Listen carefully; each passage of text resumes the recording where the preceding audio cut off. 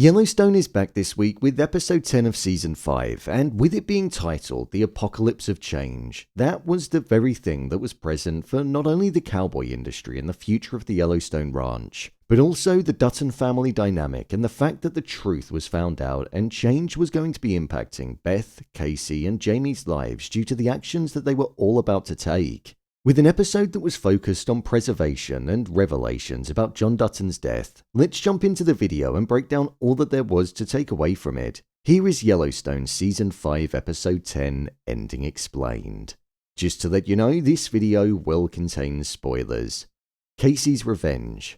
During this episode, we saw two different sides to Kayce, and I think that both of them reflect the direction that the character's going to be going in. The first time we saw him was before John Dutton's death, and he was alongside Monica as they were building their home and marking a new chapter in their life. Monica mentioned how they'd never had their own home before, and that this was the first one that they'd had together. So it was monumental as it marked a step in their relationship that was progressive and showed that they were moving forward. However, post his father's death, we saw a side to Kayce which implied that he was going to be regressing and that what was on the horizon could end up getting in the way of his marriage and the fact that they were embarking on this new chapter. Right at the end of the episode, Beth phoned Kayce and said how she knew that it was Jamie that was involved in their father's death. And with Kayce not originally believing that John would have ended things for himself, he took Beth's word and got on the phone to an old pal about which organization could have potentially been involved in receiving the order to put out a hit on John. This is something that I feel is going to consume Kayce, as he's going to look to not only seek revenge on his brother for taking away one of the most important people in his life, but also he might look to track down the organization to get confirmation that it was actually Jamie and Sarah that placed the order. In consuming Kayce, it will damage the relationship that he has with Monica and Tate, and they're going to have to try and be the rock to ground him and bring him out of the self-destructive space. We know how important they are to him, but I feel like he's probably just going to be blinded for the time being. There was a nice moment with Kayce and Tate in this episode where Tate mentioned how he didn't know what he wanted to do, and Kayce even said how at his age he still didn't know. This was the discussion between a father and son, and I feel like with Kayce still not knowing what he wanted to do, but now not having anybody that he could turn to for fatherly advice, it just showed that absence even more. But it also shone a light on the fact that Kayce was going to have to be the person that followed in his father's footsteps. The preservation of the cowboy. The cowboy industry dying was something that was made apparent in this episode of the show. The negligence that Tita had in leaving the flaps open on her teepee and a rattlesnake getting inside showed just how close they came to death, and that living the traditional ways on the land rather than staying in a bunkhouse, it was something that came with a risk. They didn't know the land in Texas, hence why they ended up camping down on a rattlesnake den. The 4-6's ranch was thriving. It was taught in the schools in Texas. They had cattle buyers flocking to it, with it being considered the capital of the cattle. And they even made their own vodka.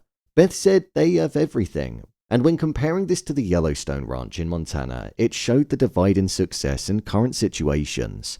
Just before John Dutton died, he was running the ranch into the ground and was turning down all of Beth's ideas that she had, which could propel it into the 21st century and provide new business opportunities. So with John now being gone, there's a clear opportunity for that preservation of the industry and progression to be at the heart of the Yellowstone ranch.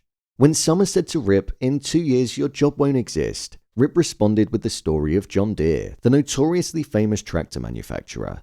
He said how 150 years ago they used to be making wagons, but then as time moved on, they moved with it, and they started making tractors, because if they didn't, then they'd fall into obscurity and be obsolete. This is what Rip and the folks at the Yellowstone Ranch need to do in order to survive. They need to take a leaf out of the 4-6's ranch if they want their jobs to still be around. Rip was big on traditional values of a cowboy in the first episode, with the likes of sleeping outside, riding a horse instead of a truck, and even acknowledging that they didn't make the cowboys like they used to. However, now, with him being aware that the Yellowstone Ranch isn't actually being successful, he might look at different ways to modernize it whilst still respecting the older values. Beth said how she felt shackled to the ranch, and Rip also mentioned how he'd never left Montana before. So it showed how much of a hold that it had on the both of them and that they were in a position of being stuck. Rip mentioned that he didn't know what would happen now that Kayce was probably going to be heading up the ranch, and even said to Lloyd that it might be worth looking at opportunities elsewhere. With the 4-6's being a thriving ranch, if he doesn't like what's happening, could he end up going there?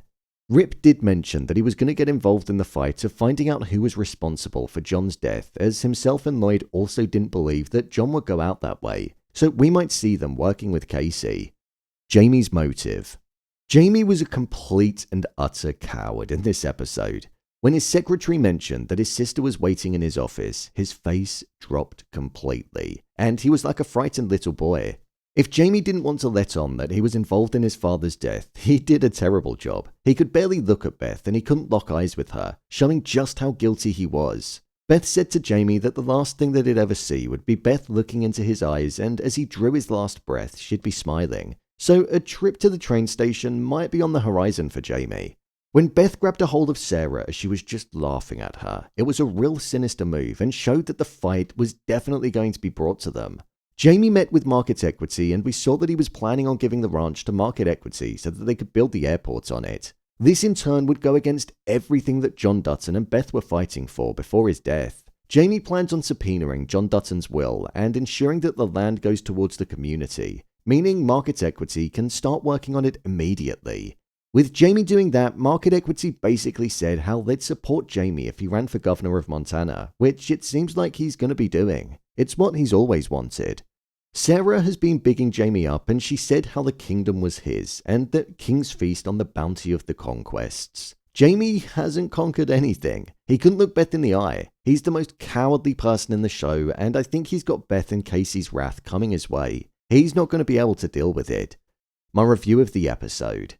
I thought this was a good episode of Yellowstone. There wasn't really any huge revelations like what we got in the first episode with John dying, but that doesn't matter as it's not all about that.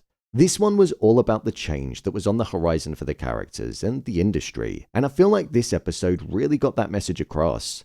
It seems like Kayce's arc could be the most destructive and his life could be impacted the most.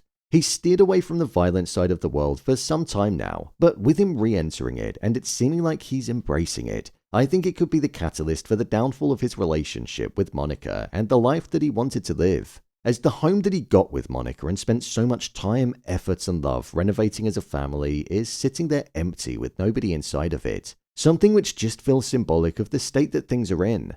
I'm liking the focus on the industry and how the modernization is the very thing that Yellowstone needs to embrace in order for them to survive. It's an interesting route for the show to go down, and it's one that I'm enjoying seeing. The rivalry between Beth and Jamie has always been a thing, but this deadly edge that it has now is something that we've not seen on this scale. I do think one of them won't make it out of the season alive. I just don't know which one yet. I'm a bit disappointed that there's only 4 episodes left of the season. We waited 2 whole years and we're only getting 6 episodes, so I do think that's a bit of a shame. But I suppose with all the talks of there potentially being another season, if this one concludes in a strong enough fashion, hopefully we'll see the show on our screens again. So, there you have it, Yellowstone Season 5 Episode 10, Ending Explained. If you want to see more videos on Yellowstone Season 5, then click on the card in the top corner, or alternatively you can head over to my channel where you'll find them all. What did you think of this episode? Let me know your thoughts in the comments. As always, thanks for tuning into the video and I'll see you in the next one.